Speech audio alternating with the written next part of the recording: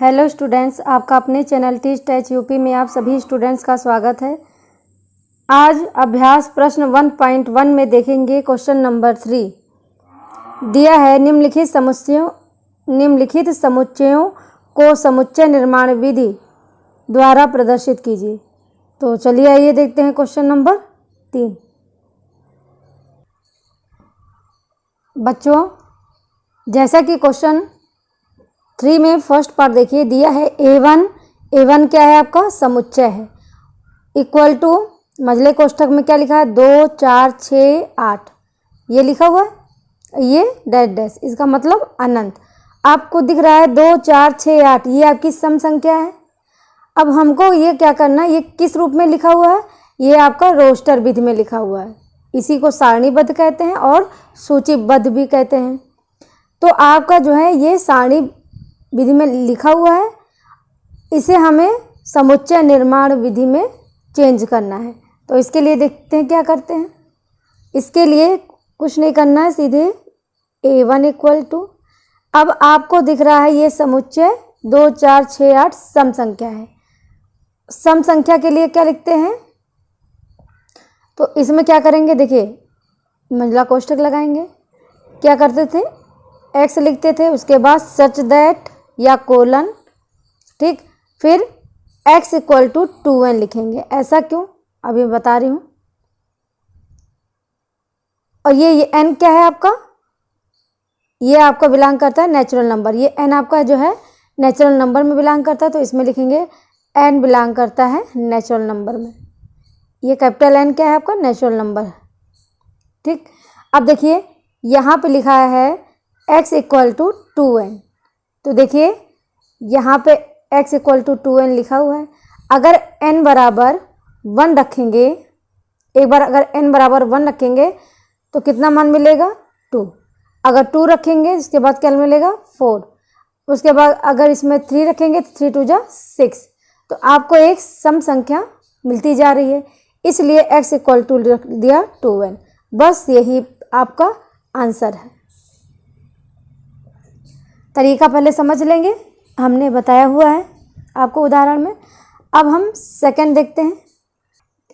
एक बात और ध्यान दीजिए, जैसे पहले क्वेश्चन में ये डैश डैश लगा था, इसका मतलब क्या हुआ, ये अनंत तक जा रहा है, मतलब ये इसके कोई सम संख्या आपको काउंट नहीं कर सकते कि कितनी सम संख्या है, ठीक है। इसी तरह सेकंड पार्ट में देखिए A2 equal to 1 1/2 1/3 1/4 dash dash, मतलब ये इसका मतलब होता है इनफाइनाइट या अनंत, ठीक। अब देखिए इसको क्या करेंगे, अब ये जो सीरीज चल रही है ध्यान दीजिएगा, पहले हम इसमें क्या लिखेंगे x such that x equal to. अब ये एक चीज़ और ध्यान दीजिए, यहाँ पे कोई संख्या नहीं, समझ लिए 1। नीचे दीजिए देखिए 1 2 3 4 डॉट डॉट, ये कितना चलेगा n तक, तो यहाँ पे लिखेंगे 1/n, और ये n क्या होगा आपका नेचुरल नंबर, तो यहाँ पे लिखेंगे n बिलोंग करता है नेचुरल नंबर में। अब समझिए, अब यहाँ पे लिखा है x इक्वल टू 1/n। अगर n बराबर एक बार 1 रखेंगे तो x बराबर 1/1 मतलब 1 मिलेगा। अगर एक बार n बराबर 2 रखेंगे तो कितना मिलेगा, x इक्वल टू 1/2 मिलेगा। अगर n इक्वल टू 3 रखेंगे तो x इक्वल टू कितना मिल जाएगा 1/3 मिल जाएगा। ये आपकी सीरीज मिलती चली जाएगी। फिर अगर n इक्वल टू 4 रखोगे तो x इक्वल टू कितना हो जाएगा 1/4 मिल जाएगा। तो ये आपकी सीरीज मिलती चली जाएगी, तो ये हमने रख दिया ये, भाई यही आपका आंसर है। जैसे पहले में था x इक्वल टू 2n, तो अगर इसमें जो है एक बार n इक्वल टू 1 रखा तो 2 मिल गया, वही वापस से सीरीज मिलती चली जाती है। अगर 2 रखेंगे तो 2 दूनी 4, ये देखिए अगर 3 रखा 3 दूनी 6, आपका ये सीरीज मिलती चली गई, ठीक है। अब हम देखते हैं इसका थर्ड पार्ट।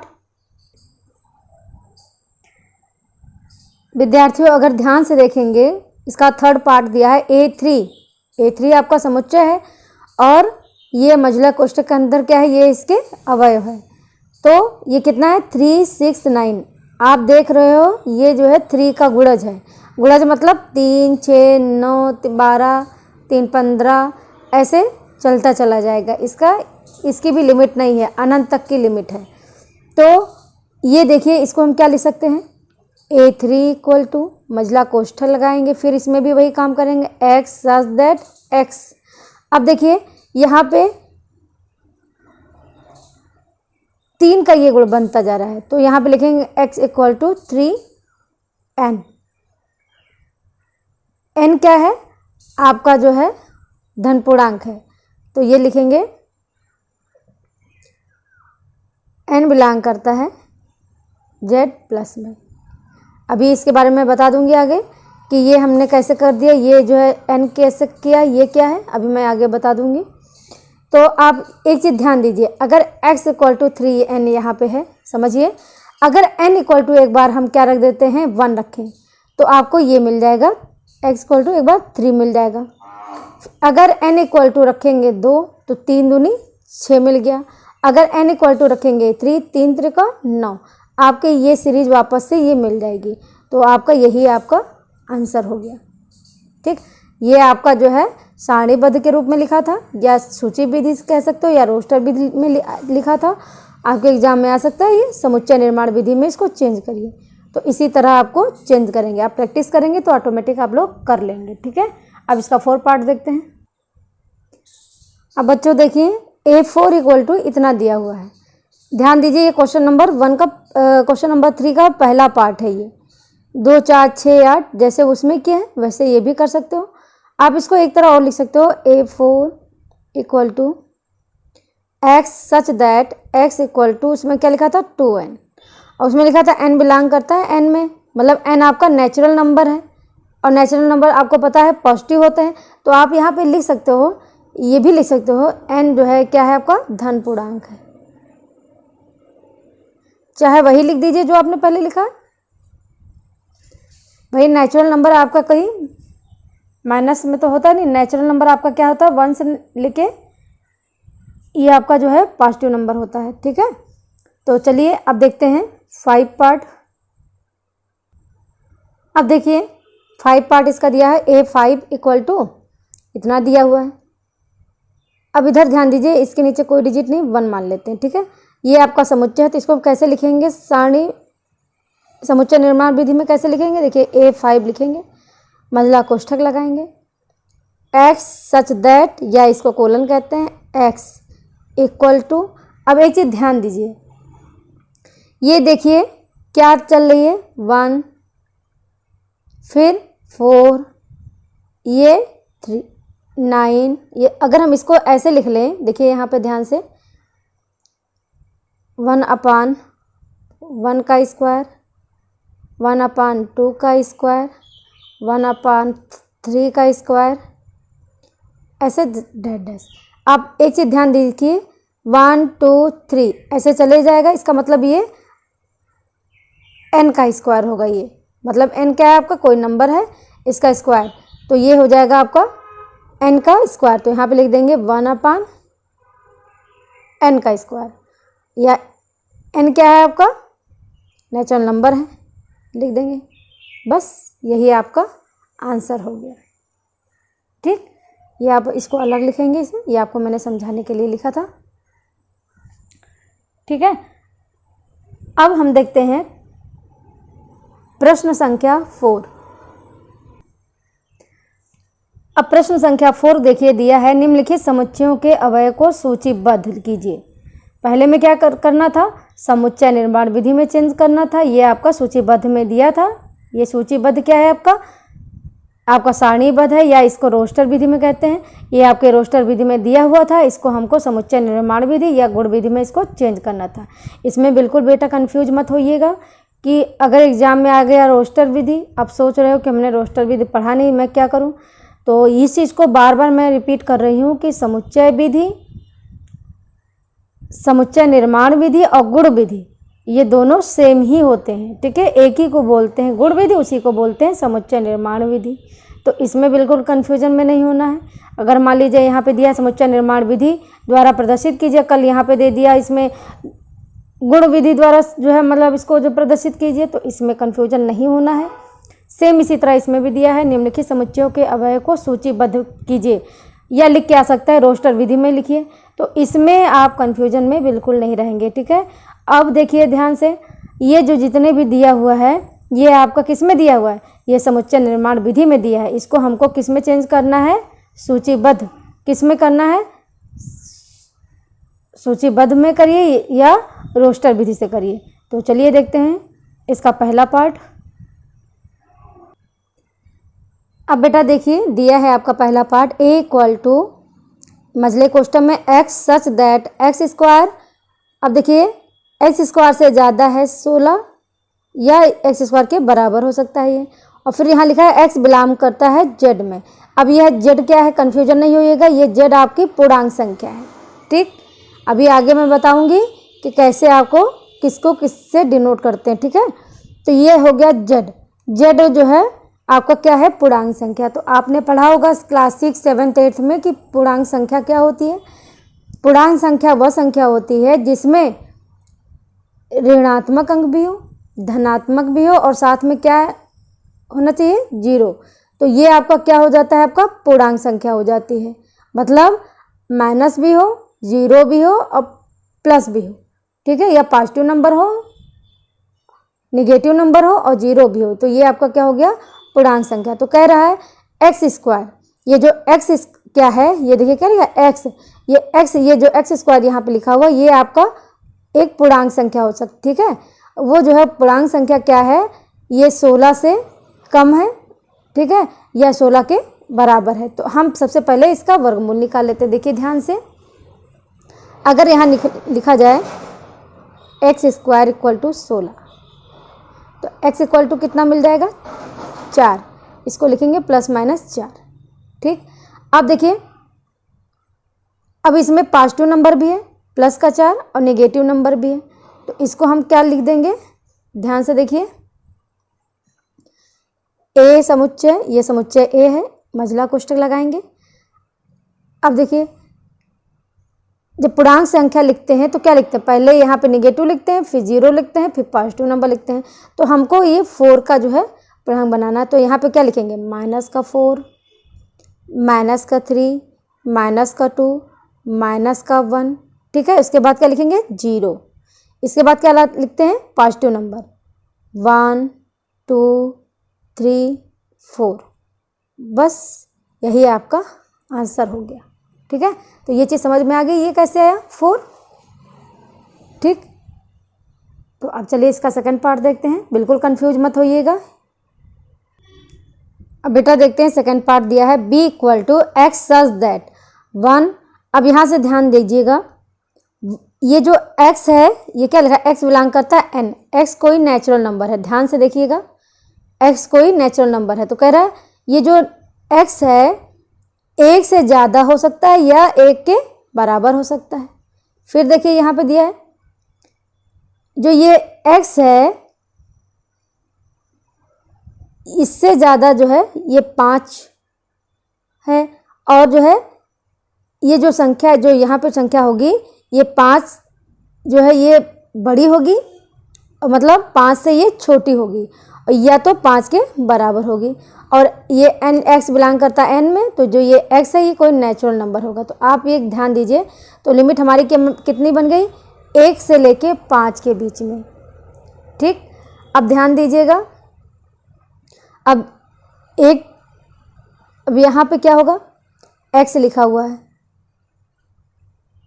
अब एक चीज़ अगर ध्यान दो, ये 1 है ये 5 है, ठीक। तो ध्यान से अगर आप देखेंगे तो ये लिखेंगे ऐसे b x सच दैट। तो ये जो x है ये जो नंबर से यहाँ आएगा तो 1 से 5 के बीच में आएगा।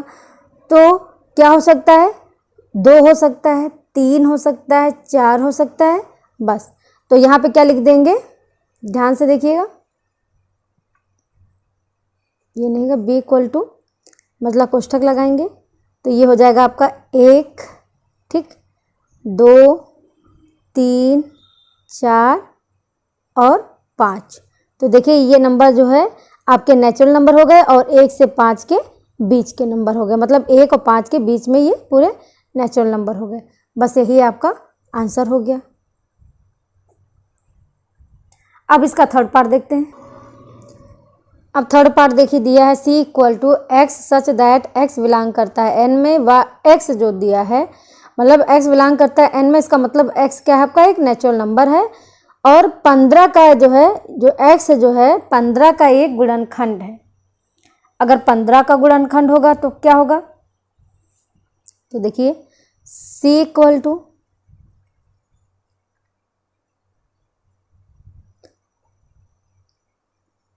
अगर हम 15 का गुणनखंड निकालेंगे तो देखिए x क्या क्या हो सकता है, x आपका हो सकता है 1, ठीक। 15 का गुणनखंड का मतलब क्या हुआ, जिस संख्या से ये विभाजित हो जाए। देखिए 1 से विभाजित हो जाएगा, अब 2 से तो 15 विभाजित नहीं होगा, 3 से होगा, तो इसका मतलब इसका 3 भी गुणनखंड है। इसके बाद ये 5 से होगा और इसके बाद स्वयं 15 से होगा। तो ये आपका, यही आपका आंसर हो गया, ठीक है। अब नेक्स्ट क्वेश्चन देखते हैं, इसका 4 पार्ट। अब देखिए बेटा 4 पार्ट दिया है डी इक्वल टू, डी आपका क्या है, ये समुच्चय है।